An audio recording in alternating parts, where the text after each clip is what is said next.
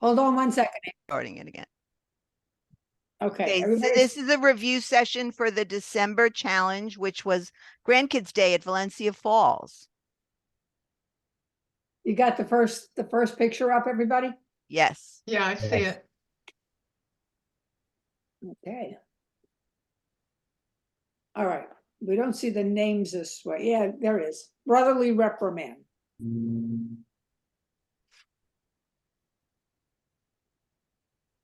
Okay, so this was my event. So I'll lead the discussion and bring people in. I when I opened this picture, I laughed. First of all, I thought that the title was great.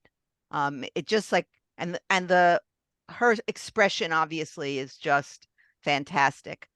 So I thought this was a really great picture. And you know, you might like delete a little bit of the greenery, but I don't think it's really, really detrimental. Generally, I think it's well done. And It's a nice street shot of a decisive moment. There's no question that there was a little emotion caught here. She's got her face headed down to the ground. She looks like she's a little forlorn and upset about being either cast aside or told not now or leave or something. You can tell the little one's not happy there. I also kind of enjoy the little Minnie Mouse-eared gal that's got the look on her face, kind of looking off to the side a little bit, like kind of like she's got an expression too that's very interesting. It's a little tight for me with the crop, just a bit. And basically, I probably would desaturate the yellow a little bit. It has a little bit of a yellow tonality to it, a yellow orangey little tonality. And that when we cover in the pop-ups on Friday, maybe I can address that, but just taking down the temperature and just cooling it off a little bit so you wouldn't see like the arm, which is a little highlighted over there. It looks a little, I don't know if you can see my mouse. Can you see my mouse? no, mine's on there. Yeah, that's what I thought. But you know what I'm saying? On the arm, and her arms are blown out. The shirt's blown out on the top of the shoulder on the pink. And so this is where we have to go next with get just a little touch of basic editing to take the yellowish color out and take the highlights out, so to speak. So I'll try to concentrate on that Friday. It's Thursday, not Friday. Thursday, right? Sorry. Yep. Don't make me nervous. Harvey, do you want to say something? Yeah, I agree with Anne. It's blown out quite a bit. The shirt, the sleeve on the girl on the right, her face too a little bit. So highlights should be cut down somewhat. Harvey, can you just touch on what blown out means? Because they don't necessarily know. Okay. Look at the lack of detail on the left sleeve of the girl on the right and on her shirt, okay? Those stripes are just not there. So you got to reduce the highlights and just actually your slider in Lightroom to the left a little bit, and you'll bring out more detail. It's a little blown out there. The expression on the girl's face on the right is precious. It really is. That makes the picture. And her brother, I think, looking at her, you see a drop of him, but it's enough to get an idea of what's going on, supposedly. It's cute. It really is. Okay. Oh, you have to advance it, Anne. Well, then I will. Okay. Hold on. There it is. I'm trying to find, I know why, because that's over the outside of the screen. Let's try this. Beanbag Warrior. Okay, so I don't see that. Really? No. Hold on. How about that? Yes. Okay, we'll leave it Yes. there. Okay. And that's called Beanbag Warrior. Okay. Ira, you want to start with this one? Sure, I love the picture. I love the expression on the girl, and I like the beanbag. Unfortunately, the beanbag should be lead. You need to put a little bit of face Okay, and you could do this by filling in on. You're mumbling a little bit. Can you get a little closer to your mic or talk a little louder? Oh my, oh my, okay. I do like the photo. I do like the expression on her face and her hand, the way that she just released the beanbag. Unfortunately, the beanbag needs to have some place to go. Right now, it's going off the photo, and you should lead it a little bit. And you can't add to the front of it. That would really make this photo a lot better. Maybe it's a tinge too tight. Maybe, I don't know what the original looked like, but maybe if you backed up a little bit and it didn't crop so tight, it might help. But it's a very well thought of and well seen photo. Harvey? Yeah, when something is in motion, like that beanbag, it depends upon the moment that you caught that again, that item in motion. So as Iris said, it would be nice to have more room to see where it's going. But again, it depends where you're standing when you shoot it. But it's cute and it's nice to see the beanbag floating in the air, so to speak. Nice capture. Yeah, I think that with a lot of these children pictures, the position of the photographer is extremely important because Right. otherwise you get the top of their heads if you're standing when you're shooting. So this person who was taking this did take the time to get a little lower or at least get the camera a little lower. I was showing a couple of people if they were shooting with their smartphones to actually turn the phone over so that the camera lens is at the bottom when you're shooting. And it's harder to see it, but it'll give you that lowered effect without having to lower your body. But this was done well. I mean, you can see her whole face. You can actually see almost a little of the bottom of the beanbag. So that's really, really nice. But I agree about having a little bit more space there. So Adrian, quick comment, quick note on this. When I do the pop-up workshop, I will give you an idea about how you can. First thing is, whoever took the picture should look carefully to see if there was a little room on the left and the right. So the hand isn't so tight to the right. And so the beanbag has maybe a little more room to the left, especially if she's throwing in that direction. Her hand up above is indicating kind of more motion to the right. I think the expression on this is great. I think the capture of her eyes, her face, her determination, her perseverance, she's very competitive. And I happen to really like the butterflies, the juxtaposition of all the little braided colored material on the bottom. So I think if it's just really, it needs a touch, and it's not really too blown out, just a hair.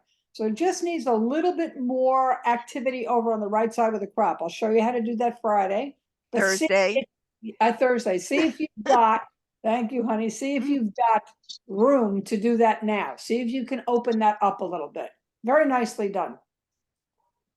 Okay, next picture. Yeah. It's coming. Hmm. Here we go. This is called Bocce Girl.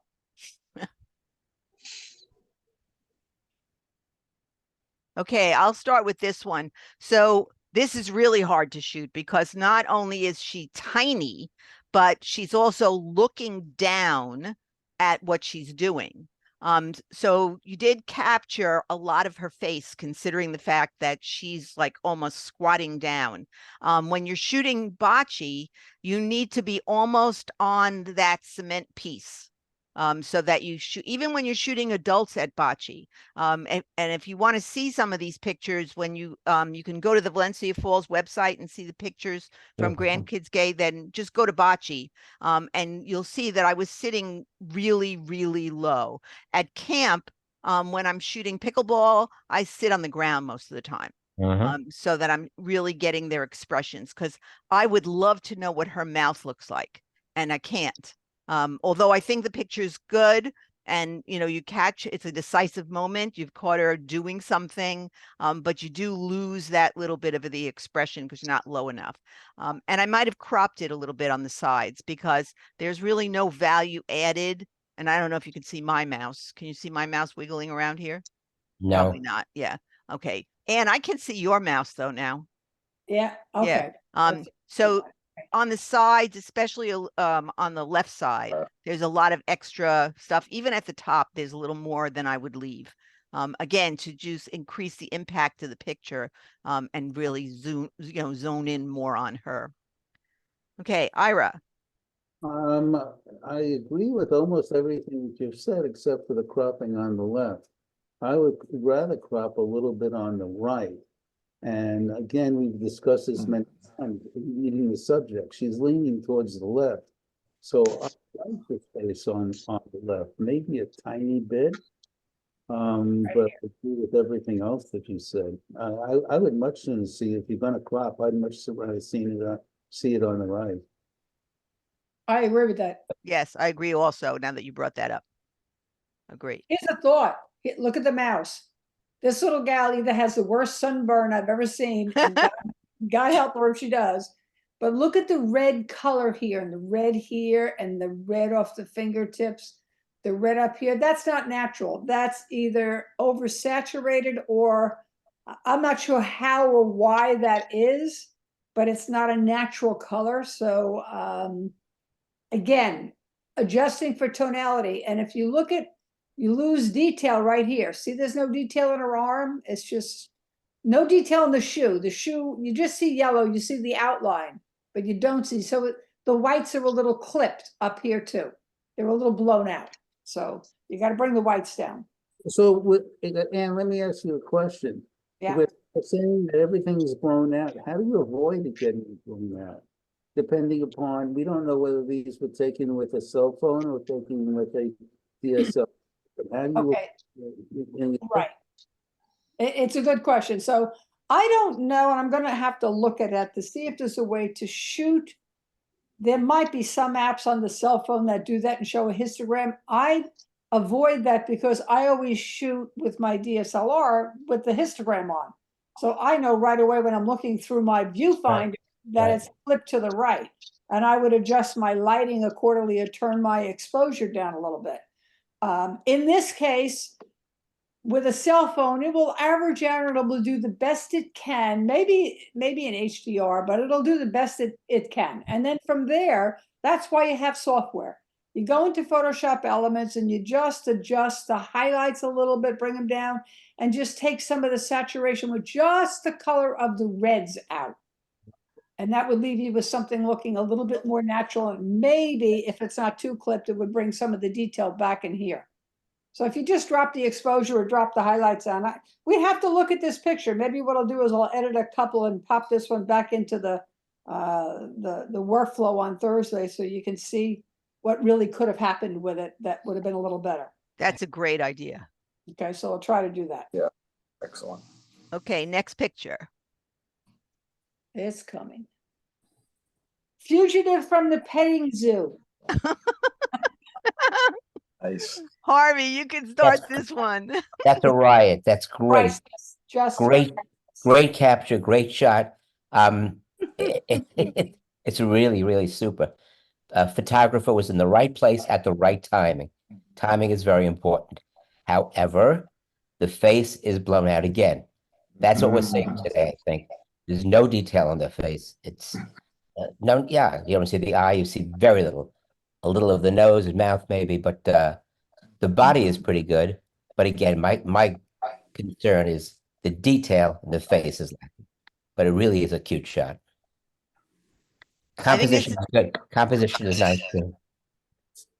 You know, I'm sure this was obviously purely by accident, but the concept of having red with black is a great concept that I know many of the things that I see, you have black, that's what really adds to the photo. So it's a little bit purely luck, but it does add to the photo. I think the eye is black, and that's part of the reason why it's very difficult. Unless you get catch light. And at this point, if you're the photographer, you're just getting this little animal coming out from underneath the truck. Right. And it's not a matter of being able to position yourself. So, okay, baby, look over here so we get the catch light. It's not going to happen. But so that is why you'll see a lot of black eyes disappear. And it's got black right around the eye. It could use a little bit of a touch of the highlight down on the face. Composition's great. Less is more. It's just, it's the animals coming out, going to the right. I love the red collar and the red truck. It Yeah. just, red, white, and black, it just does it for me, the little gray tones. Very well done. Just too cute. And the title is perfect. Great catch, great save. Yeah. I mean, but the title, I think it's a great example of how a title can up the level of a picture just enough, because yeah. it's a perfect title. It Yeah. just Yeah. it tells the story. And one of the things that I sent to people was information about telling a story with your picture. So here's a great example of a picture that's telling a story, and the title is the title of the book. You know, I mean, it's just really good. I don't think I would have shot the goat. I think I would have stolen the goat and taken it home. And I have to tell you, the guy that was running that was like, "Oh, just leave it alone. It'll come back." Because Yeah, I some of the kinda got moms were like, "The goats escaped. The goats escaped," and he was like, "Oh, he'll come back." the goat's smart enough to know, where the hand is that feeds him. Exactly. Yeah, Exactly. Just a cute picture. Very well done. Heartfelt resignation. Okay, Harvey, you could start this Well, one. something is going on, obviously. Yeah. Something interesting that caught their attention. I like the square composition of this photo. I think it's right. Forget rule of thirds right now. This is good. This is very, very nice. And you can make up any story you want. We don't know what's going on, but we know the two kids are interested. Their outfits are colorful. They're very nice. And I'd love to know what's going on there. I think is it bingo they're playing? Yes. Yep. Maybe that's what they're looking at. Maybe the bingo man, possibly. It's cute. It's nice. I like the composition. Good shot. Okay. I also like the square. I wish that the background was a little bit more blurred. So if you were shooting this with a camera, a traditional camera, you could make an adjustment for that. Otherwise, if you're shooting this with a smartphone, try portrait setting and see Right. if that, just because there's so much distraction in the background, like there's 4 more stories going on back there, and it just takes away from the impact of the little girls. When I see the heartfelt resignation, what I see that portrays to that title is the lady in the back left corner. Yeah. That's heartfelt resignation. The kids, what I see is they're like, "Oh, come on!" Like let's go here. They're excited about waiting to see if their next number is called. What's next? Very cute, very very cute. Nice detail. Yeah, there's lots to look at here. Nice And tack sharp too. Yeah. But we want the aperture blurred, as was said. Blur the background, put the focus on the front. Colors are great. And you could do the blur the background thing in post-processing in Photoshop Elements as well, if you haven't caught it in the regular, I'm in the act of shooting. try to do it for Thursday. Great. All right, next picture. But look, on that picture, I really like the way that the photographer captured the bingo pad and the marker and all, so that you know exactly what they're concentrating on. I think it's a great capture. Yeah. Yep. It's a good crop too. Good Yep. story. Oh, This is called Hello Bunny. I think this is terrific. I love it. I can't really tell that it's a bunny, but the title is telling me it's a bunny. It just looks like a ball of fur, but the way she's looking at it, and it's interesting to me anyhow. My instinct says get lower. I want to see more of her face, but I don't really need to. I see the interaction between her, even though I don't see her eyes completely. I'm seeing the interaction between her and this little bunny thing that's in this basket. And I just think it's just enough to tell me what's going on. Agree. You don't have to see her eyes in this case, right?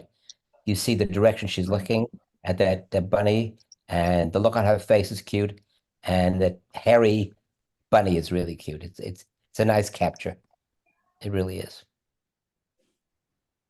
Nice story of the love between the child and the animal. Mm-hmm. Yeah. Which is good to see. Yeah.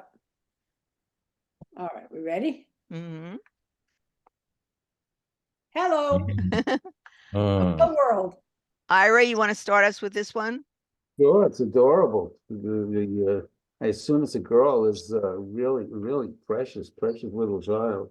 And I know I've got 15 grandchildren. So God. I can appreciate all of these. I think it's a great capture. I love the colors. I love the green background, and there's nothing else but the grass. And there's no distractions. You're concentrating on the child.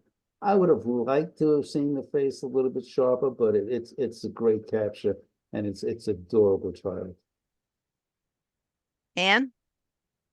Relative to seeing the face sharper, for me, I prefer portraits. And you could say this is a little character study or a little portrait because it's more than just the face. It's her whole body there in the grass. So it's got a little environmental action going on here. But I don't know that I would want to see any more sharpness to the face. I think what you'd like to see is the angle of the eye to the right, the way that she's looking will always look a little smaller than the eye that is closer to us to the left.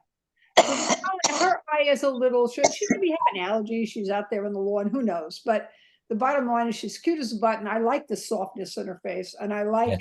I think she's got great color and tonality. I can kind of make out the fingers, the fingernails. I love the color of the purples and the pinks.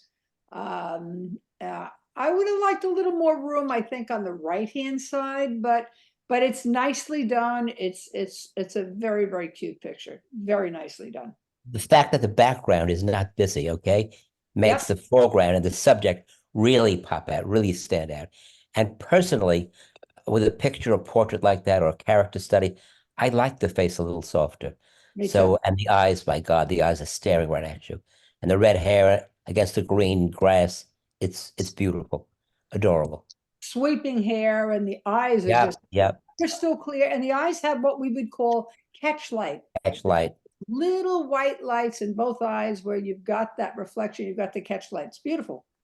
Yeah, it is. What would you think that it'd be good if there was a little bit more room over her head?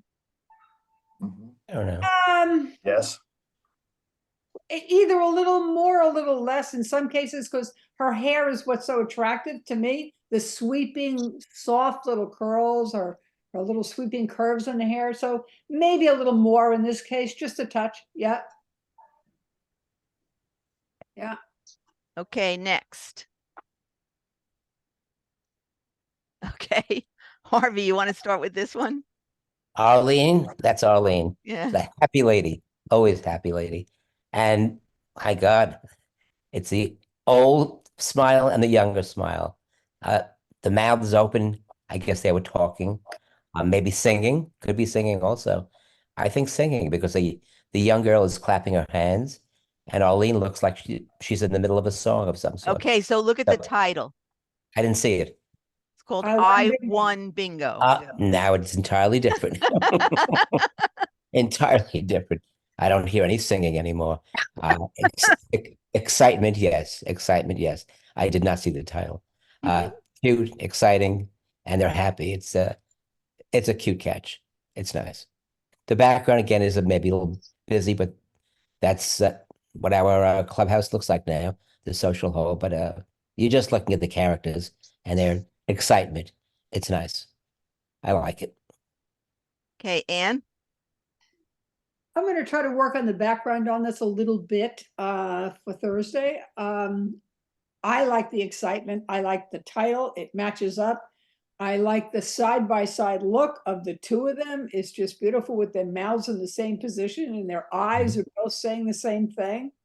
I think that this is a very tough shot because it was shot inside and you've got those reddish tones, probably from the indoor lighting, which makes it, unless you're shooting with flash and you really can edit, it's very, very difficult to kind of break those tones away. I'll work on that a little bit with some work in Photoshop Elements, but I like this picture quite a bit. I think it's really well done. It tells a story. There's excitement. It's tack sharp.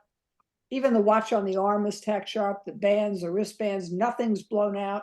It's very well done. Thanks. It makes you smile. Yep. That's what, just like they're so happy. It's just really, like when you call it up on the screen, my mouth did the same thing that their mouths were doing. Right. Like, and I know who both these people are, so it was like extra special. It's a Yeah. really cool picture. Just sweet. Yep. Okay, this is called Mhm. Kids at the Bocce Court. Okay, Ira. Well, they say that you should shoot in odd numbers, and there are three of them, which makes follows the rule of third. Horrible. I like that one behind the other, and yet they're all reasonably focused. So you had a broad depth of field. I like that. I like the way the canes are. I'm gonna call it canes, are in different positions. The boy has it. One has They're picker-uppers. picker-upper, so and the one in the front has it down. Their expressions are wonderful. It's a very nice photo. It's very cute. I really like this photo. Ira. Okay, Harvey. Yeah, the odd figures, three figures are nice, very pleasing to the eye. I like the slight diagonal. It gives you some depth to the picture. Which one is cuter, I don't know, but altogether, it's a very cute shot. And there is an applied sort of diagonal there, I said. So you can see that the young boy is further back and looks further back, and the girl in front is popping out at you a little bit more. It's a nice catch. They're beautiful kids. Beautiful.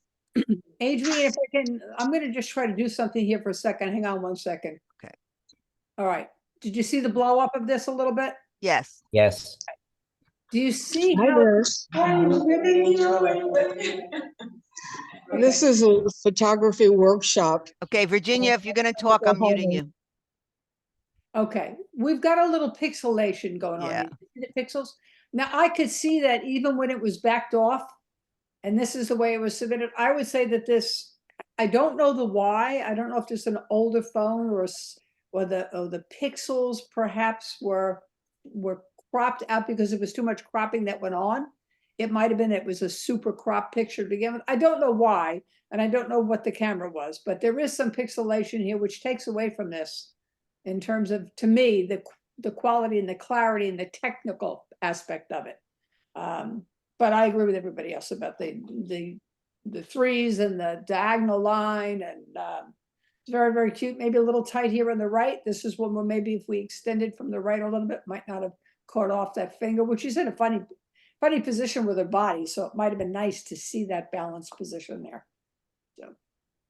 Yeah, I was going to say something about the pixelation also, because I noticed that right away. It was sort of like the image itself had a grainy quality to it, but when you looked at the skin, especially around the face, I could see that right away, even without blowing it up. Yeah. So that, yeah, my guess is that it was cropped out of a bigger picture, which sounds like a nice idea, but technically it doesn't usually work Not Okay. unless you have a lot of pixels to start with. to start with. Right. Not really. Okay, here we go. Oh, that's Okay, the same little girl blue- from before. Yes. Little blue girl, yeah. Cute. Okay, so this is that just what I would say about it's adorable. The photographer could have been a little lower to see her whole face, but also if the photographer had moved to the right a little bit, then they would have gotten a little more of her face and maybe eliminated the person in the background. Right here would have been gone. Yeah, because the way it is now, that person's legs are growing out of this little girl's head. So you have to, when you're taking pictures, look around the subject and see what could possibly be giving you that kind of a look, and then move your body to a different location to get a better shot, because she's a great subject. So it's called working the subject. Take her picture from lots of different aspects, moving yourself around so that you can get the best without getting all that junk in the background. Absolutely right. Absolutely. Okay. Nice softness about it. Tack sharp. It's good. It's got good colors. The little. Yeah, I mean, what's interesting on this is I don't know how close in time it was to the other shot, but the skin tones are so much better on this picture than it was on that other one. They're excellent. And you look at all the detail on the little balls here in her hands, the stripes and the little patterns here. It's with a little Minnie Mouse shirt. It's very cute. Yep. Just Oh. about this. That's what that's about. Yep. I would crop a tiny bit off the left to get rid of that extra ball. I like the one ball in her foot, but the other one, I think it takes your eye away from the main focus that you like to be focused on, which is the girl. I think you're right. Mhm. I agree. I agree. Yeah. And And- that being said about the legs growing out of her head, you could try getting rid of that in post-processing. I'm- It I'm- might be challenging, but might be doable. I'll look at it, but I see a lot of her hair flying here. Yeah. So Mm. it's not as clean as you think to do that, but especially I probably could do it in Photoshop, but not in Photoshop. But we'll look at it. We'll look at it. Okay, next. I'm trying to find the little arrow. It went away. Where are you? There it is. There it is. See it? Here's my arrow. I have to move all the faces out to catch it. Mm. Made a friend. Okay, Nice. and you want to start with this one? Yeah, I like it. It's a window through a window. I Mhm. like the perspective of it. I love the expression of the kids. And I think that as far as softness goes and detail, skin tones, the blue eyes, the dark eyes, the catch light, the expressions, it's spot on. It really, really is. It's a little tough, and what's distracting me is the angle here. Mhm. Yeah. I don't know. That really sometimes can be corrected through lens correction, but there's some other ways to correct this, but it's more complicated than what we're teaching everybody to do. So we've got a nice straight edge here, and that's the way this is. And if you try to crop this out, you'd lose something. So I think it is what it is. I love the colors of the trucks. I think the white balance and the temperature settings on this and the saturation is really kind of nice. I like this picture very much. And you really can't crop out that You can't. You can't do that. You can't. You can't. It is There's what it is. no other way. It Yeah, is it's- what it is. It's Yeah. it's that frames the picture also. It really is a great shot. The expressions on their faces, especially that boy on the left is great. Super. And the frame through here is even The frame, better. right. Frame and a frame, right. It would have been interesting to me again to see if the photographer moves like to the right, maybe a couple of inches, or you might have eliminated some of that part of the gym set on the left. But I'm not sure you would get the same expression from him. So I'm not sure about it. But again, working the subject, knowing that you have this subject for, I don't know, 30 seconds, 20 seconds to keep shooting and move around and see if you get anything different. And then you look at it afterwards and see which one is really the best. It's a street shot, Yeah. photojournalistic in nature. It doesn't really require much of anything. It stands on its own very well, just the way it is. Tells a great story. It does. Adorable. Yep. That was called Made a Friend. Okay, Minnie the reindeer. It's our Minnie Baby. favorite little girl again. Mhm. Okay, Ira. It's a little bit oversaturated, but I Yeah. like the concept of the photo. She's adorable. I like her with her Mickey Mouse and the reindeer hat. I think it's a beautiful capture. I assume it's her mother doesn't add anything to the photo. Right, right. You can crop out from the right side, and the eyes are fine. Just a little bit oversaturated. Otherwise, I like the photo.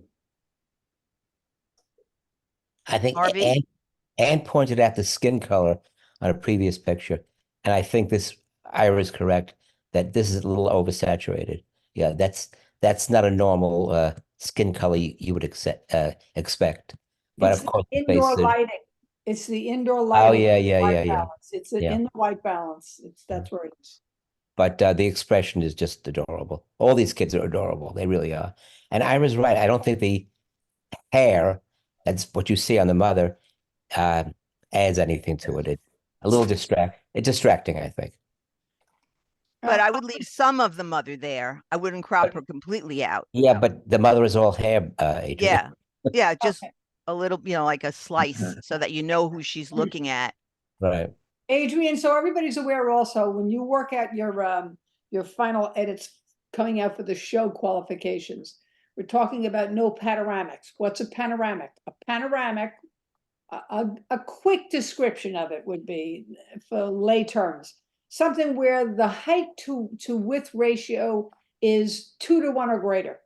So if you were to crop here, it's going to leave you in a panoramic mode. It's going to leave you where the height is more than twice the width. And when you do that, that's not going to be acceptable in the show. So you can only crop so far here, and you can't crop down from here. So to keep it out of the panoramic mode, you'd have to take a little of Minnie Mouse Off and the break it out bottom. the bottom. Right. Just so that everybody understands that, okay?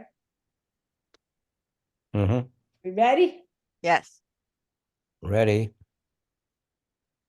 This is called Playground. Okay, so this picture, I didn't really understand what the photographer was trying to show me here. Playground. Well, I can't see enough of the little girl in the background. I see the little tushy crack of the little girl in the foreground. No, I don't know if they're interacting with, I don't know. This one didn't do anything for me. It was crooked. The crooked I didn't mind so much. It was also flat. So one thing that I would do if the photographer knew the story behind here and it was meaningful to them, is to try to increase the contrast a little bit, so that the red was really red. It's just very Agree with that. story. Yes. Yes. Mm-hmm. Ira, you want to say anything? No, you basically nailed it. I'm going to say something here, Adrian, and that is in terms of, and we've all learned this, like sometimes what we like isn't necessarily what somebody a judge would care for. The fact that this little gal has been taken from the back, I would not have done that. I might have shot it, but I wouldn't have posted it. I'm more interested in the little one's face or in a facial look of grandchildren relative to the theme of Grandkids Day. This is a lot of truck and a lot of color. We've got the mother here, but we wanted more of the children. So it's a matter of composition. The other thing is the bars and this is twisted. I would turn it and I would straighten it. So that was it. Okay. Portrait of a granddaughter. Okay, Harvey. Talk about softness. Right. Oh my God. See, I like this. Especially on a child. I wouldn't want to see it sharp. Again, my preference. Oh, the way she's looking down, her eyes, her shape of her face, lips, the pink lips. It's almost professional looking in the type of portrait that was taken here. Maybe the face is blown out, I guess, on the right side somewhat. But overall, when you look at this, it's a beautiful character study portrait. Again, the angle, the articulation of the head, the coloring. It's really a warm, pleasing, adorable picture. Ira? I agree. I agree. Basically, I do like it. In my opinion, and again, I've been emphasizing cropping here. I might take the left crop a little bit in, maybe to where her shirt is, and then I like to lead the subject, and I emphasize that, and you can definitely add space to the right to it, but it's an adorable child. So it's a wonderful start. It needs a little bit of touching up. Adrian, a little point here about vignetting. This does has a vignette. You can see it here and you can see it here. You can't really see it up here because it darkens in with her hair and blends. So it's either a matter of maybe moving the vignette around or it's a matter of a little less of a vignette, because basically when I see a vignette that's so hard, I find it distracting. I do believe it needs a vignette, and that was really a great thought. Soften that vignette out a little bit, and I would add more space to the right. And if you don't have it in the original shot, we'll look at, and I'll show you on Thursday how to just bring this out a little bit and add a little more space to the right. I think that when you see it that way with the little more space and the little more vignette, I'm talking about the people that attend on Thursday. This picture is beautiful. I mean, the Yeah. lips are just unbelievable. Yeah, yeah. And when there's a little drop more space on the right and a little less vignette, this is going to be a prize-winning picture. It's just gorgeous. Look at the detail in the eyelashes. It's just gorgeous. It's got a softness in a portrait that's beautiful. I love that softness. It's perfect. Yep. Mm.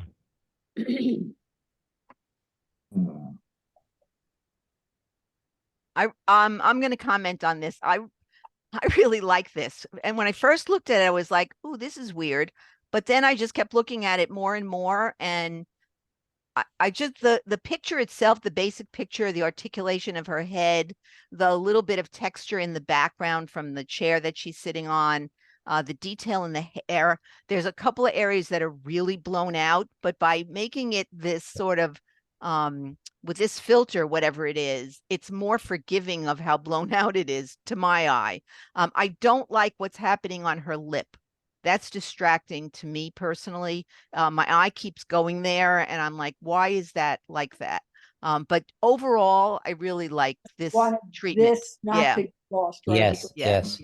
So the high key treatment is just a little bit too exaggerated. It's a little too white because you've lost the detail right up here in the eyebrows.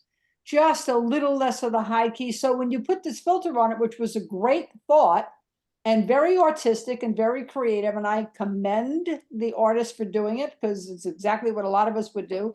Just back off on the filter a little bit in the opacity. Look and see if there's an adjustment to just tone down the filter's impact so it's not 100%, maybe it's 90%, and you would have brought some of the other features back that you kind of lost. Still would be high key though.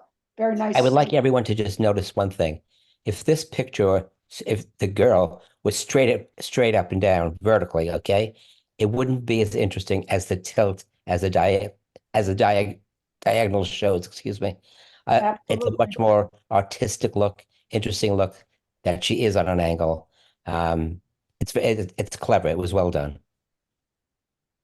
Nice diagonal line from here coming right Yeah, up. exactly. Yeah, Exactly. beautiful. Mhm.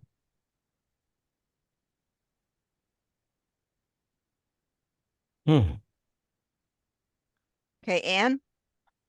This to me is I'll start with the composition of it and the theme. With these children, I see studiously cleaning. I think the title suits the picture in terms of what the picture is doing. It shoots her activity. You see that she's cleaning. I would prefer to see more of the front of the face rather than her back and her butt. And then I find that the floor itself is a little, there's an awful lot going on here with patterns and textures that are in conflict with the subject, which is a little gal cleaning the table. This is all to me very distracting in here. That's my take on it. But Ira? I agree. I agree with that. I don't know, I wouldn't have shot it. I don't like looking at somebody like that. I don't know how to put that into words, but it really does very little for me. I'm sorry. I think there's a lack of interest what's going on in here. It's too, I can say static, that you don't see the face. has a lack of appeal. A lack of appeal. That's a good word. That's a good word. Mm-hmm. Sometimes you can shoot a nice picture and you can shoot clear and you can shoot text sharp and you can shoot the little gal in the picture, but you're just not making that little gal very appealing to everybody else. Oh, cute. All right. I think the interaction here, I mean, the story here is fabulous and it's sharp. It's that same ruddy skin tone because Right. it's in the social hall. I think we've said enough about that. But the detail is good. The bunny's face is a little lost, but that's what Anne was saying before about black eyes on black fur when she commented on the goat. that there's not a lot you can do there. I'm not technically sophisticated enough to eliminate that, to create a better eye. And I'm sure there's a way to do it. But what's distracting to me are the two chairs in the background and the speaker and the doors. So I think it could be cropped a little. And also the background is slightly soft. So that's helpful, but it probably could be even softer. So I'll try to work on that for Thursday and I'll crop it. And I will try to soften the background a little bit and adjust the white balance temperature in it a little bit. That'd make a very good square, I think. Yeah. A good what, Ira? A good what? Square crop. Yeah. Yes. Yes. Yeah, because that would take away the chairs right away. And then Right. maybe the doors could be made a little bit softer, and we'll see what happens with what Anne's able to do with that. I love seeing the affection that this little guy's got for this. Sure. Oh yeah. You just gotta love that when you see children and animals interact so softly and so graciously. It's just adorable. And the magician, who's obviously enjoying his bunny being loved up by this little boy. So I think both expressions are it's really a nice story of the whole thing. And the bunny is sort of leaning into the little boy's hand, like the articulation of his head is just a little bit over towards the boy, which I think is really, really, really nice. Yeah, and this is one where you can see the crop on the right is tight, but that's okay. That works there. Yeah, Perfectly. absolutely. It's Yeah. this crop right here with the square crop, just up to maybe we could take out the chairs. Mm-hmm. We'll look at it, see what we can do with that. This is called What's Next on Board. Okay, so I'm going to comment on this just because I tried over the years many, many, many times to shoot the fishing pier and children at the fishing pier for Grandkids Day. And I gave up because they do it in the morning, where the sun is, That's what it is. this is what you get. And Mhm. I would love somebody to solve this problem for me because I like shooting there. You can stand on the other side, and it's better, but it's still not great. And this is overexposed. I think the little boy isn't really interacting with the fishing. He's just sort of looks bored to me. Well, the title fits it. The title is perfect. What does it say? Oh, I'm bored. What's Look at next that. on board? I didn't look at the title. Then it is absolutely a perfect It's title. perfect. It Yeah. couldn't be any better. Yeah. Yeah, that is great. But it is overexposed. This is a very, very, very difficult place to take pictures. I think if you dehaze it, it would bring out some texture in it. Do away with a little bit of blowout. And then I'll be home. You know what? And Adrian, if you look at the colors and you look at the water, that's not overexposed. So the midtones are okay here and the darks are okay. It's really what's going on in the highlights. And maybe if we took the highlights down a little bit here, Mhm. just increase the shadows, maybe try a little dehazing on it, as Ira suggested. It might, I can work on this because, and I would like to see a little more room. Actually, they might not have been able to get the room on the left because there might have been something very distracting over here. But There's I would usually like to see, chairs over there. yeah, I would like to see, so now this is the ideal time.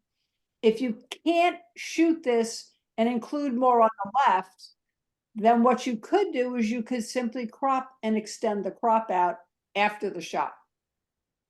And I'll try to do that and I don't know what would happen with the slats and the shadows down here. That would be a difficult task, but it might be able to do Photoshop elements. I'll play.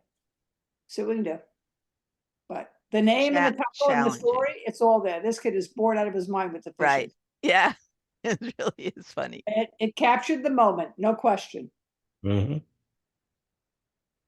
Yellow balls all the way down there. Yeah. Okay, Ira. Precious photo, and it shows it tells a story. If the little girl is about to roll the bocce ball and the boy is putting up the score, and I like that you have Valencia Falls right in the center of it. You know exactly where the photo is. I like the photo the way that it is. Yeah, I think it's composed properly. You could say take the drop off the right, but I really don't think so. I like this. I think this is very well composed. I think that It's reasonably sharp, but it's not oversaturated, it's not blown out. A tab on the girl's shirt, but not really anything to concern me. I like this photo very much. Ira, you don't think the girl's face is sort of blown out somewhat?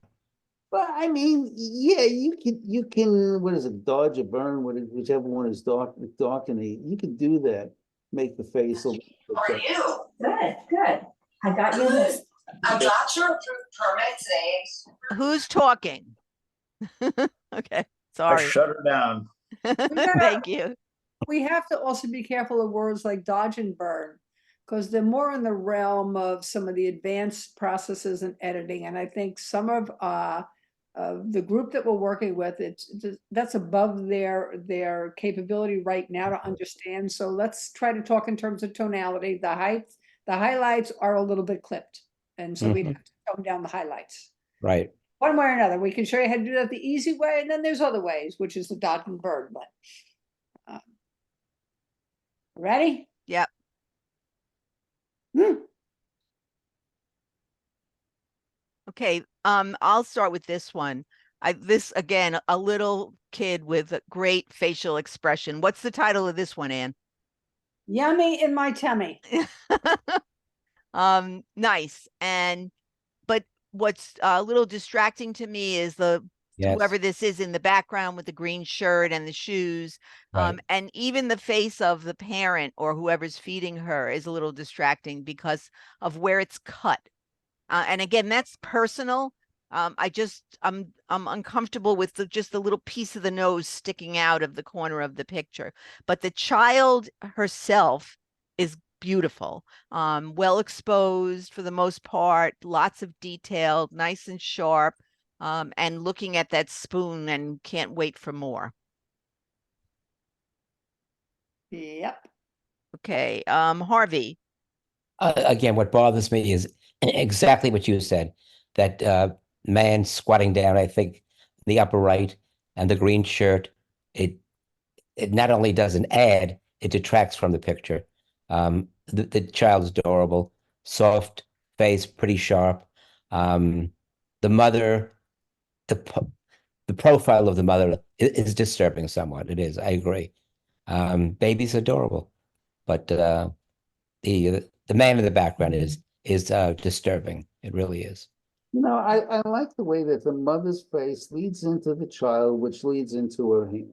You have an angle going there that I find pleasing. I completely agree about the person in the background, but I like the flow of the picture. I would have liked a little bit of the eyes up here, and then Mm. I need much more than maybe the eyes. But I would say this to help everybody understand.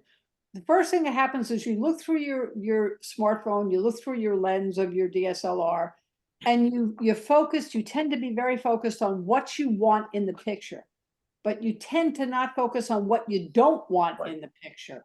So you have to, when you're looking through the lens, whatever lens you're looking through, you first see the picture and force your eye to look everywhere else around all the perimeter of that shot and see, could I have, maybe if I move, get a different angle, number one. Second thing is, what if I just wait? If I just wait, and you can wait, maybe the green shirt with the little guy in the sneakers disappears. And then maybe you have mom and the baby and a little more room to work with. So some of it is patience and some of it is really just noticing. So then you can say, I don't want that green shirt. I've got to move. I've got to get a different angle. And then you could always ask mommy, could reach that little spoon up there and just feed the little one more time. And, I think you probably would have had time, because I don't see the baby in a rush here. So I think Right. we had a little time left to do that and maybe just wait. So patience and moving around and focusing your brain to start to see what's outside of the subject that you're looking to get. And that should really point. help you. I have to tell you that when a long time ago when I was taking classes with Jack Wild, that was a big thing. And I still remember putting a picture up that I thought was the cat's meow and him going, what is all that crap in the background? and him saying just what Anne said. It was a perfect learning experience. And I still remember the next time I went out and shot and how much time I spent, half the time taking pictures, the other time looking around inside the viewfinder to see what I didn't want. And so once you start thinking like that, it's way easier to take great pictures. And Adrian, you always say, move around, Right. move around. And yeah, You know what though, Harv, the move around works if you focus first on what you don't want to see in the Right. correct, It's exactly, it's exactly. about how you see it. What are you looking at? Not Right. just the subject. Hmm. That's a matter of training your eye. And also listening to Jack sitting there saying, what the hell is all that crap in the background? I've been there with that, and it's embarrassing. I think that's it. Oh, you think that's the last one? Let Oh, me go look. Hold on. I'm gonna yes, just says 20 of 20. there we go. 20 of You 20. have to say these kids were absolutely adorable. They Yes. really were. And it's very difficult to shoot in this situation with people moving and all of that stuff. And yes, you take your time, but when you see a shot, there's a tendency to just snap it, but snap more than one. Right. And if you're interested in this kind of like sort of street photography, for want of a better word, go back to the website and look at the other pictures that people took that day, that day, just to get an appreciation. What do you like? What do you not like? How could something have been better that someone else shot? It doesn't matter. It just gives you an experience to see things in the same genre done in different ways. So quick question for everybody maybe is two things that I would like to say is, you know that on Thursday we're doing another workshop, but it's a pop-up workshop, but we're going to start to spend a little more time on the editing aspects. And I know that we need to spend a little more time on cropping, extending the crop. I need to spend a little more time on white balance and tonality with some of the different highlights and shadows. And spend a little more time also with a little bit of brushwork in terms of toning down the aperture and some blurring of the background. We'll work on some of those things. But my question is relative to today. Does anybody have any questions or comments now they would like to make after we have gone through all these pictures? Anybody have any comments about what happened today? Sam. Yeah, excuse me. I'm a fly on the wall, and as I'm watching the proceedings, I have a habit of trying to capture the images, believe it or not, that you're presenting for discussion in a way that will be shown as highlighted image. And what I mean by that, the screen that is shown for the editing is always white with the image somehow imposed on it, typically in the middle with the controls and all of that. To me, the surroundings is extremely distractive and not and pulling away from the pleasure of the image itself, even when we're talking about edits. So I would have liked very much if the background is always black, even when an image is shown for purpose of discussion, such the focus is on the image itself, not the white page that is behind it. And I sometimes occupy maybe as much as 50% of the overall image, sometimes even more. Some of the smartphone captures were relatively small images, and the overall editing sheet, if you will, is so large that you already don't see the detail of the image. Anyway, I captured a few of those as you guys were speaking, and I made it always into a PowerPoint presentation, always with the background black. So the eye is on the image. I wonder if anybody is distracted with all of this as much as I am. I think depending upon, I don't know that I can do that through my Dropbox link. I'd have to look, and there may be very well a way to change the background to all behind black, or maybe put them all in Lightroom. I don't know, Sam. I'll take a look at it because I understand what you're saying. I do. I don't know that the software we're using to show the pictures, or even when we're doing the editing and Photoshop elements, that might not be possible, but I do know what you're saying, and I'll take a look at that. Adrian, you following this? Yeah, that's why when I used to put them into PowerPoint, because I could do that. I'll Make all look the and see if I backgrounds can black. change my Dropbox to a black background. Okay. That's a possibility. So I'll take a look at it, and we'll have to talk about that because I know that it can be. Yeah. Yep. Good comments, Sam. Thank you. Anybody else have a thought about today or anything? Does anybody have a thought about what they'd like to see happen with the pop-up workshop that we're going to do the end of the week? I started selecting subject and then making it inverse and blurring the whole background, but I Good. can't figure out how to add or subtract when the selection isn't perfect. Do you know what Okay. I'm talking about? Yeah. Yes, and what I want to do with that, I do. So let me just first look at what you're doing because we don't want to get too complicated. You're not talking about moving the selection out of a picture. You're talking about selecting the picture and then inverse and then going for the background and toning down the background. Using Gaussian blur. Okay. Let me work on that and see what I It's can. nothing from today. If you want to see a sample, I'll send you privately. What I'd like you to do is send me an image at full resolution. All right, and let me see if I can throw that into the hop.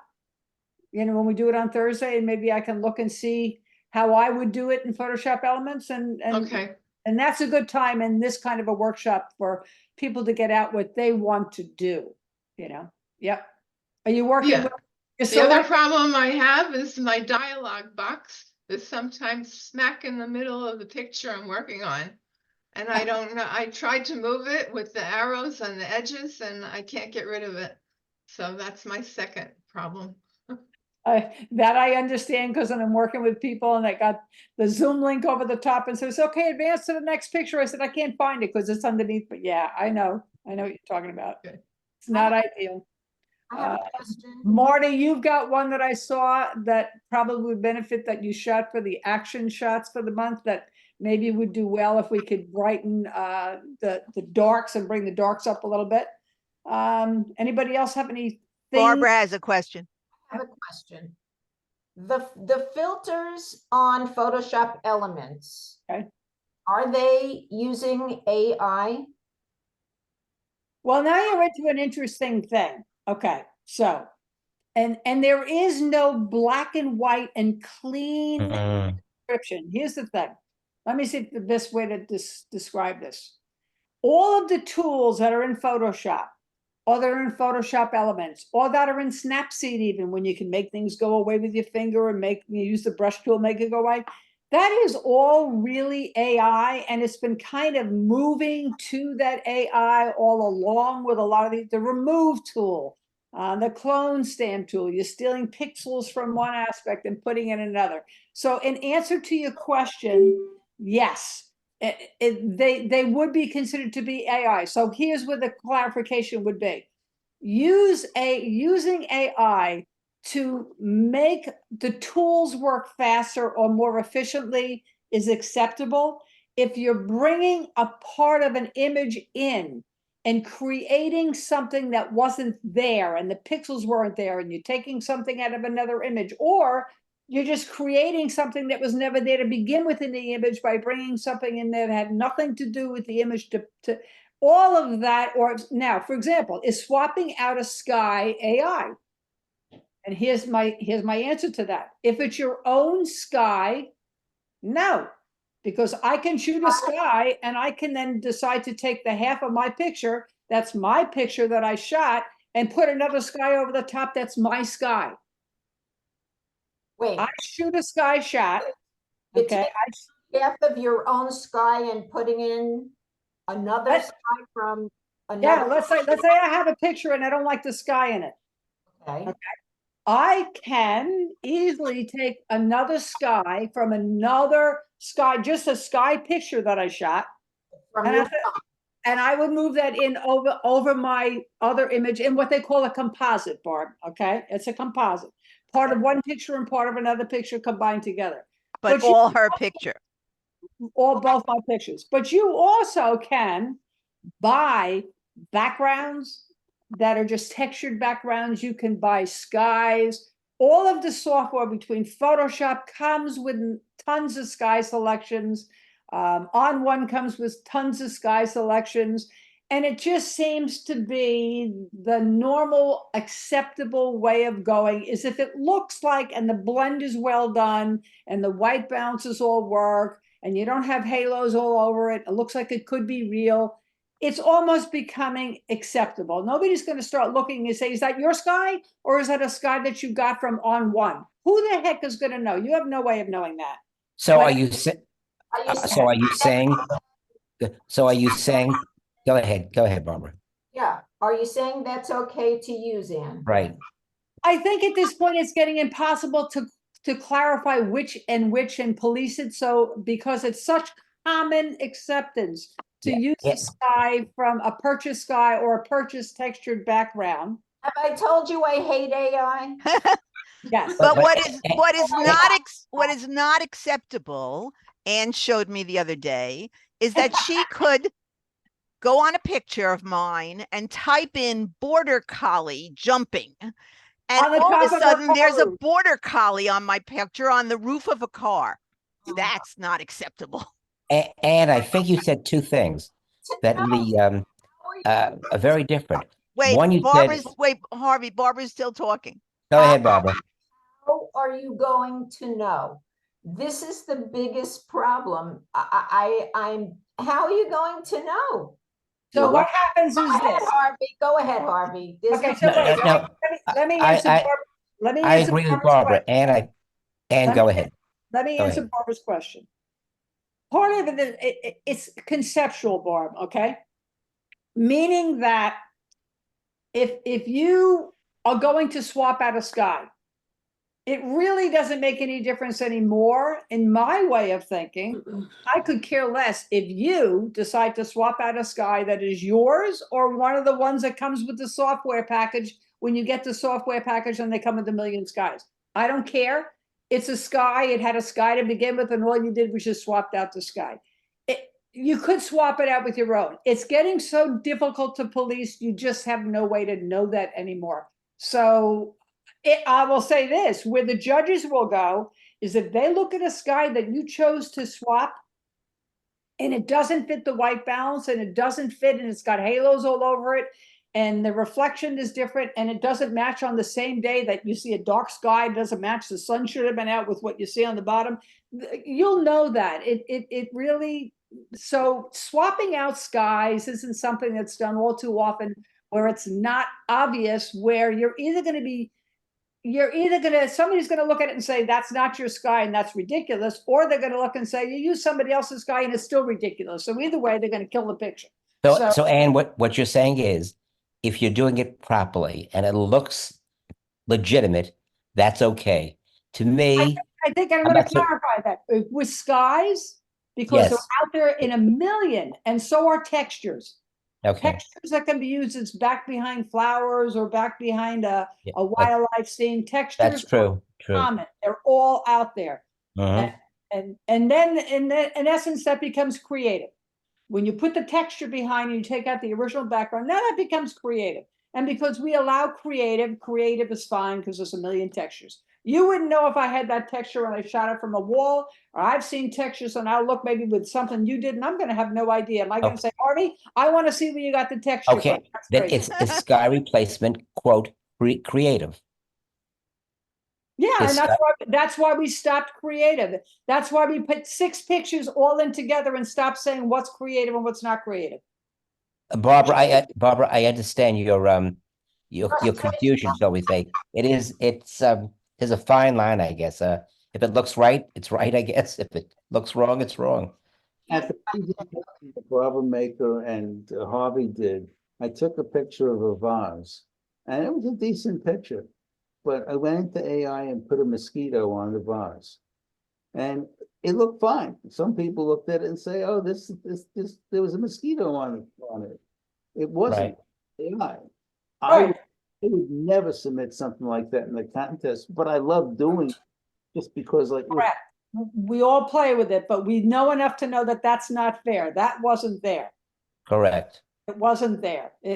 You're bringing in a subject. You're bringing in a a piece of something, but a sky, a texture, you know, that's all kind of nebulous, and it's just kind of a little more creative and artistic relative to blurred backgrounds. But it's the subject matter or enhancing. I'm gonna, if you want to stay with me, those who have to leave can leave, but I'm gonna show you a couple of things, okay? May Let me I just, ask a question? yeah, go ahead, I'm hearing you. As the discussion is flows here, I'm wondering, what are we doing with our cameras? Are we trying to capture the world like photojournalists, or we are trying to create some art that is starting with the technology that is called a camera? To me, this is a very important question. And the discussion about oh, you embellish on the image and all of that. If the image is artistic, if it is pleasant to the eye, and if it creates a message that you would like to have, I'm asking a simple question. What's wrong with it? Well, I'm going to show you a couple of things if I can. Here we go. And this is a great conversation, really. Okay, wildlife pictures. You see this wildlife picture? Can you see it? Yes. Yeah. Okay. I didn't care for the background on this because I thought the background, which was the background, notice I blurred it. Mm. Notice the aperture setting was kind of right. And I was very close to this bighorn sheep, but I didn't care for this. It just bothered me. I wanted something that was a little more artistic. And that's what that became. So it's to me, just to me was something that I love saying, I like this background better. And simply speaking, that was a background that I shot from a textured wall and blurred it. And then I put the picture over it. So that's why, should this be creative or should this be in the regular category? That's why we're not doing creative anymore, because it got crazy. Here's another example. Okay, here is this picture. It's nice. Here's something that I liked better with what I did with it. I turned it more into fine art.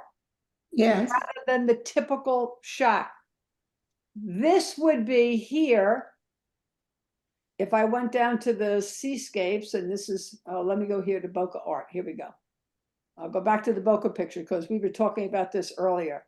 So forgive me for the crap. All right. I shot this in the Bokeh Museum of Art. I found it interesting. I remember David, somebody said to me, why are you shooting that, Ann? I said, I don't know, I might do something with it. And then what I did with this is that I turned it around. I took the whole background out of it. I put it in the snow. Wow. Wow. I added Wow. a water and turned it into a Christmas card. Fantastic. That is AI. That is not my background. Oh, Okay. So now I took this same picture. I turned it. I didn't turn it. I left it and I added a water scene that I had. And then I added a sky that I had. So I had three different things, and I added snow to it and storm to it. And then it went that way. And where this finally winds up, and that is not AI. These are all mine, but I don't like it. I just was playing with it. So then I went down here to this. Ooh. This is a matter, yeah, forgive me. Okay, now I'm looking, here we go, over here. So here is a wave that I shot. That's mine. From the seascape. Then I put in the house, church, upside down. Then I added, and I then twisted jeez. this, because I applied a filter to it that in essence distorted the whole thing. Then I had to mask out and say, no, don't do that to the wave, don't do that to the water, just do it to the house. And then what I'll probably do is call it something like Religion Turned Upside Down and throw in pages from somebody's worship book. I don't know what. What app are you using for this? This is not Full Elements. Photoshop. I simply took that house that I showed you before and I cut it all out, and in Photoshop, I selected it as Doris was talking, and then I brought it in here and I dropped it in. And then Is this Photoshop Elements? No, In this is Photoshop? Photoshop. Photoshop. Oh, okay. Well, it's different than Photoshop Elements. Okay. Yeah, but some of this, You some could of this do can that be done in in Elements, Photoshop. couldn't you? Yes, you could do that in Elements, Yes, you can. all of that. But what I'm Okay, saying good. is, You can show us how. very, very complicated to do it. You've got to pick and choose your battles. I don't think I have anything else that's right now along that line, but I just wanted to show you that it's a tough discussion about what works and what doesn't work, and what's fair and what's not fair. But the concept is simple. They were my waves. That was my picture of my church in the museum, and then I cut it out, I turned it, but it's all my elements. Okay. Okay, if it was Iris Mosquito, can he put it on the vase? No, because the mosquito No. wasn't there. If But it was- yes. If it was Iris mosquito, and I'll give you an example. Hold on. I'm going to come back because you're going to laugh. One more, and I'll show you what Ira could put on the thing. For example, hold on. I'm coming. I just got to find it. If I'm over here and I'm going to go to birds, creatures. You have to share your screen again. I'm going to as soon as I find it, so you're not looking at 50 Okay. pounds of crap here. Creatures. Let me see. Where is it? Is it here? Okay. I'm close. Come on. Ah. Give me 1 second. Well, maybe I was going to do it down here. I can't find it. Of course, you can't find what you want when you want it. You know, in my opinion, there's a continuum in photography. There's the raw photography, there's the edited photography, then there's the creative photography, and then when you go beyond that, it becomes digital art. So, in my opinion, if it's AI, it becomes digital art rather than photography. Is it necessarily wrong? It depends upon who you're talking to. It's a complicated discussion. I'm going to give you one that is now a. So here's the original picture. Okay. Mm-hmm. It didn't cut it for me. I liked everything about it, but it was missing something. And now I don't think it's missing anything. Mhm. And this isn't even the one that I would use anyway. I have other ones of it. But that is your giraffe, correct? That is my giraffe, and that is my picture. Yeah. Yeah, Correct. but you're taking away from the tree now. It was a nice tree. Now you have to move your eyes over to the giraffe. I agree with you, Zev. And so part of what I do, and remember what I said, I wouldn't use that one because it's not the right one, and I didn't like that's exactly what I didn't like about it. So I took a smaller giraffe, but the point of the matter is that there are things, and sometimes I work on these things like this. Okay, here. So if I looked at that, and let me go to the library. Can you see that picture? Yes. Okay. If I go here to go to the folder in the library. Okay. That picture came from here it comes. It came from that. It went from this, and then I took it from there and I put it in color and I warped it. And then I took it from there, and after I warped it, I turned it to black and white. And after I turned it to black and white, I put more and more and more over the top of it and made a conglomerate of about 5 of them. This one here, this looks to me like angelfish, but this is all abstract stuff. But these are all my pictures. This is not AI. Okay, these are everything that I've created from my own picture to start with. In Photoshop or Lightroom or where? Elements? Photoshop. Photoshop. I thought so. Well, Photoshop is actually sort of AI anyway. You didn't do this by hand in your office. You use Photoshop, which is AI. That's what. All of the tools that are now out there in software, when they start with removal tools and take out this branch across the monkey's face, and it's been out there for years and years, and it all is a matter of artificial intelligence. It really is. How does the program know enough to take out that stick, but not take out what's behind the stick? And it knows. So yeah, it's all AI, but the bottom line is, I don't know where it's going, but right now where the definitive guidelines are is don't bring into the picture something that it wasn't there. Use the tools to edit, but don't use the tools to bring an aspect or a subject or something in that you did not shoot. If you shot it and can manipulate it, it's a different story. So, Or- the giraffe, and the giraffe. So Okay. you brought the giraffe in, it was your giraffe, but there was no giraffe there before. Correct. That's okay, you would submit that? Yes, because that's called a composite, where all the subject matter in the picture is something that is your own original shot. Okay? Does that clarify it a little bit for you? So that's called a composite, and composites have been going on for years and years and years. Going back to Ansel Adams. Yes. Yeah. I mean, when he used to go down in his dark room and manipulate film and different beefing of the film and using different, ASA's levels and whatever. I mean, there's so much going on where you could make a picture look totally different from this slide to that slide. But you were not using software then, you were using darkroom and metal plates and different films and different settings with your cameras.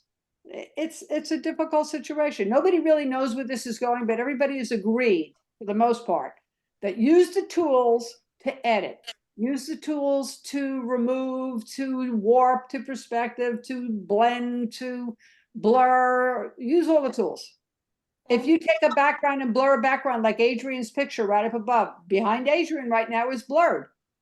You can do that with a filter, you can do that with a brush, you can do that numerous ways, but it's a tool. It's different than bringing in an aspect to a picture that isn't not your own. Then in essence, that's cheating. And where does the cheat? You're right. Don't police it. So we just all have to be somewhat honest about what we try to do. And in some of the competitions, they will. I've submitted things into the F3C and they've asked me for the originals. And Well, I've given them the Remember, originals. that's what And have a we used to do. We used to have the 4x6 by Creative. Right. But that was really not because we didn't want people to cheat. We wanted to educate people about what you could do. So we would have the befores, but those were basically, a lot of them were composites. People took two pictures and put them together, whatever. And we wanted to show people that you could do that, and that made it graphic art. But to like Sam's point, that it's graphic art, but then at some point it's a lie. So, like it's not yours. and can you define somewhat honest, please, for me? Right, so Well, it's better than the phrase that I hear people say, which is to be perfectly honest. Because then, when I hear somebody say that was starting with something that's not true to begin with. But I think somewhat's more confusing, Anne. So this is what the F3C said to me, that they wanted me to give them the original. They said there's no way this could have been created without AI. I had that once, yes. And so if I go to the folder, and Adrian, you know what I'm doing. I'm going to the folder in the library. Right. Because that's in a collection. Here's the original. Mhm. I turned the background black. I gave it a little bit more tonality. Then I turned around and I just changed the color. But there's the shot. Perfect. So the kind of limit is when you get up in the morning where your mind really wants to go, where it runs with. But, I just hope that this discussion kind of cleared up a little bit for people. I learned, I did, to be somewhat honest from now on, Anne. Thank you so much. If I have a picture and you help me with it, is that being dishonest to enter? Okay, that so picture? here's what I do when I teach. And I just got done with a couple of people that were over here and it was really fun. They told me they wanted me to teach them how to do something in Photoshop. I said, okay, bring the picture. They brought the picture. We sat and worked on it on my computer. I did it. I showed them how I did it. I saved it on my computer. I then deleted it and I went back to the original and I put the person in front of my computer. I said, now you do. Oh, And that works well because now I'm there, I'm working with you and I'm showing you how or what and where. And so that's how I do that. So I, in essence, to your question, to be somewhat honest, Talking honesty here. Yeah. and the bottom line is what I would do is I would do it with you. We could do it over Zoom and I could show you. And then you can do it. And then I can help you with where you're going wrong or what you had to do differently, but you're doing the work. great Okay. idea. Great idea. And then it works. And then it's And, there. and to finish up, I think we had a somewhat good time today, and thank you so much. Yeah, I mean, this is basically our second or third. We did witches, we did jazz, and this was our third review session. I think they're going well. And does anybody have any comments to make it better, different? Everybody's good? Is this better at the end now where basically we're giving you the opportunity to voice and to speak and to say? Yes. Okay. Yes. So I'd like to add something, if I may, Go. because we are talking about tools here. We spend a fair amount of time talking about manipulating images without creating fake stuff and so on. There are two dominant tools around here. Both of them are by one is Photoshop, and another one is Elements. The distinctive difference is economics, and I think that it's important for this to be discussed. Element is available as a single-use license. Every couple of years they change they'll send out a new version and so on and so forth, but you buy it and it's yours. In case of Photoshop, this is no longer the case. It's always online. You pay monthly fee, whatever it is. And if you don't have online connection, you are limited with what you can do. What I would like to highlight to everybody, that there is an add-on to Elements, and some of you have seen me pushing it. It's called Element XXL. It's available for $49, and it's now available, of course, for the latest version of Element 24. And what it does, it reveals just about all the functionality of Photoshop. That's a key. So you're basically spending maybe $100 on Elements on steroids, and you have the same functionality elements, and it is used to run on your computer wherever you are. No need for online connection to work on the images. There's a distinct difference, and if you are trying to not spend $150 or $200 a year every year to buy a new piece of software just because the neighbors did it, this is one way to do this. I wanted to make sure that everybody's aware that it's a possibility. Yeah, Miriam Klepper has been using that for years, the XXX, and successfully. She really liked it. Yes, and it works very well indeed. The only reason why I actually don't do that, Sam, is because I flip back and forth with everything out of Lightroom as my base program. So Lightroom jumps, and from there it goes to Elements, or it doesn't necessarily go to Elements, it goes to Photoshop.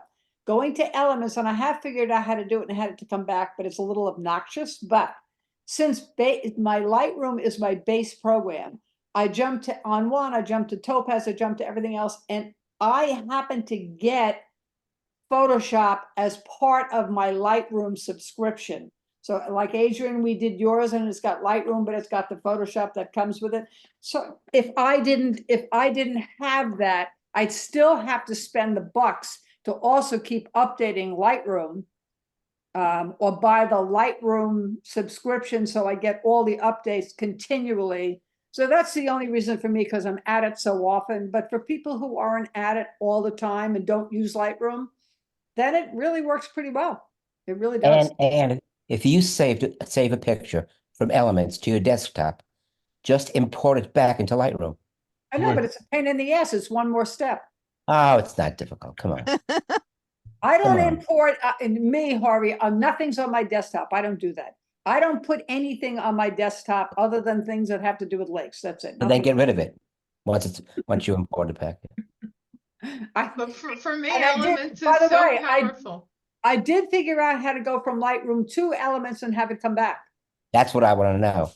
Okay. I There was is gonna say, for me, Elements is so powerful. I probably use 2% of what it offers. It has layers and masks, and Right. I think you could do almost everything with it. You're Uh, right. I will tell you that David uses it as his prime go-to, and David probably has mastered, I'd say, 80% of it. In every aspect. I kind of never know where he's going with what he does with it. And I think probably Elements. Barbara Elements. Baker has too. Yeah, Yeah. they both use Elements. Yeah. So, but for what we're doing with this group right now, for the most part with the teaching, our intention was to get people who don't work and edit to learn some basic editing, to go through Photoshop Elements and try to bring the beginners, the intermediates, the novice, try to take everybody up a little bit higher with the step where the photography and their images improve. And so we're not talking about, most of us here that would be jumping into Photoshop or jumping into Topaz and all these other crazy programs. But so we'll try to nip away some of that on Thursday with some of these pop-ups and see how we do with it. What time is Thursday? 3? 3. 3? Okay. I will not be there. Judy's having a hip operated on Thursday. Oh, good luck. Luck. Okay, well, thank I you. already have 15 people signed up for that pop-up, so it's going nicely. Adrian, put me on, can you? Sure. Maybe? Thank you. 3:00. All right. And Adrian, you're going to send the link out for that, right? Yeah. Okay. I'm going to send out one more registration, and then the link will go out Wednesday night. So Doris, I'll look for you to send me something. I will. I'll I'll send play it. with it a bit. And I would like to send you something also. It's simply, I have some feet walking, but it's not walking. You can just see that they're walking because, you know, how you have. Eileen, tell me what you want to do with the feet that are Mhm. walking. I want to see a blur or a motion that makes it look like More like panning. panning. Yes. You want But your you feet want dancing. you want the dancing feet to be still, but you want behind the feet to be panning. You want the feet to stay clean.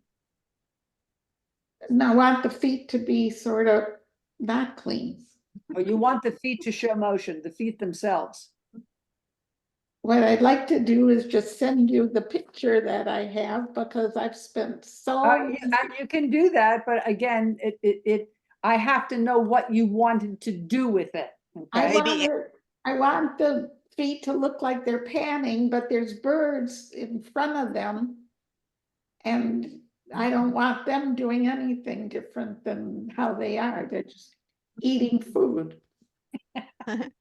Okay, you so want the Eileen, send it, and then when she's looking at it, maybe it'll make more sense. Yeah, it will.